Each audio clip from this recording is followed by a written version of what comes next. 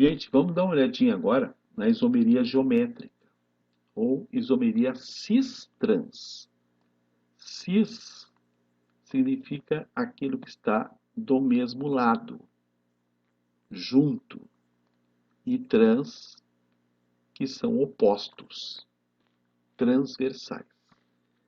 A isomeria geométrica se caracteriza basicamente pela presença da ligação dupla. Tá vendo? Na esquerda e aqui na direita. E agora olhem a distribuição dos radicais. Vejam que este radical está colocado de um lado da ligação. Ó.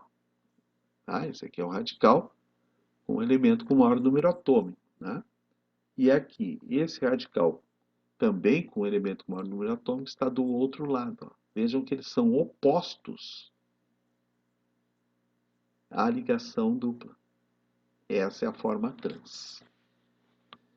Já a forma cis, vejam como os dois radicais já estão colocados do mesmo lado da ligação. Cis, do mesmo lado. Certo? Isso ocorre muito em gorduras, que não são, claro, esses exemplos aqui. Mas a ideia é exatamente a mesma, né? Gordura trans e gordura cis. Também ocorre a isomeria geométrica em compostos cíclicos. Veja que aqui, na verdade, o ciclo ele faz o papel da ligação dupla, dividindo o composto em dois hemisférios, né? Vejam que no hemisfério inferior nós temos dois radicais iguais. Ó. Essa é a forma cis. E do lado, os mesmos radicais estão em posições opostas. Um está para cima e o outro abaixo do plano do ciclo. Opostos. Essa é a forma trans. Certo? Então, visualmente, é fácil da gente reconhecer o cis e o trans. Tá entendido? Então tá. Até a próxima. Pessoal, a isomeria ótica, ela vai sempre trabalhar com a assimetria molecular. Então nós teremos sempre que verificar se o composto é assimétrico. Um dos casos principais da simetria molecular é a presença de um carbono chamado carbono quiral. Esse carbono quiral, ele deve ser um carbono saturado, portanto ele deve ter as 4 ligações simples. E em cada uma dessas ligações apresentar um radical diferente.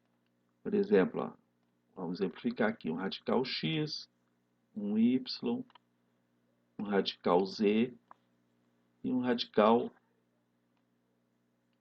W, certo?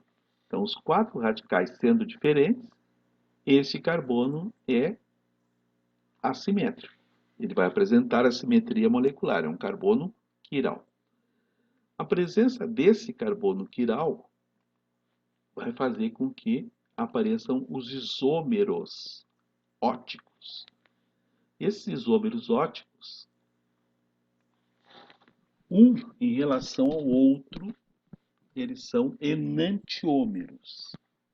O que é enantiômeros? São formas contrárias, são formas opostas, certo?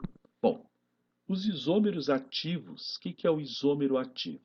É todo isômero com a presença do carbono quiral capaz de desviar o plano de luz polarizada.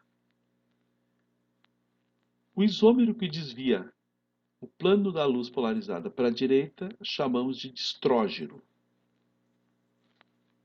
E para a esquerda é o levógeno. O distrógeno e o levógeno, eles são enantiômeros. Isto é como se um fosse a imagem do outro no espelho. Olhem aqui no exemplo. Ó. Vejam. Ó. Pegue uma parte dessa estrutura. É como se fosse a imagem dela no espelho. Uma é oposta à outra. Elas não se sobrepõem. Certo? Então nós temos aqui no caso da molécula de talidomida, né? A talidomida destrógena, capaz de desviar o plano de luz polarizado para a direita, e que tem ação sedativa. E a talidomida levógena, que é capaz de desviar a luz polarizada para o lado esquerdo, essa é teratogênica, ela causa má formação dos membros superiores. Vejam como são ações completamente diferentes. E isso se deve ao quê? Ao fato de eles serem antípodas óticos, isto é, um a imagem do outro no espelho.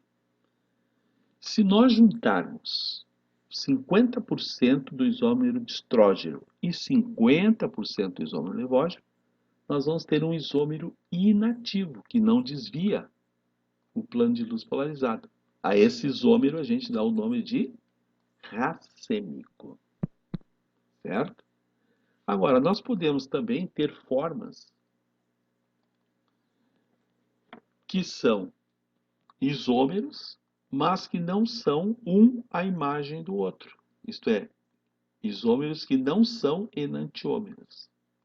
A esses isômeros nós chamamos de diastereoisômeros.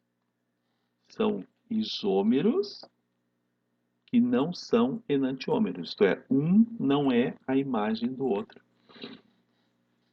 Certo? Tá entendido?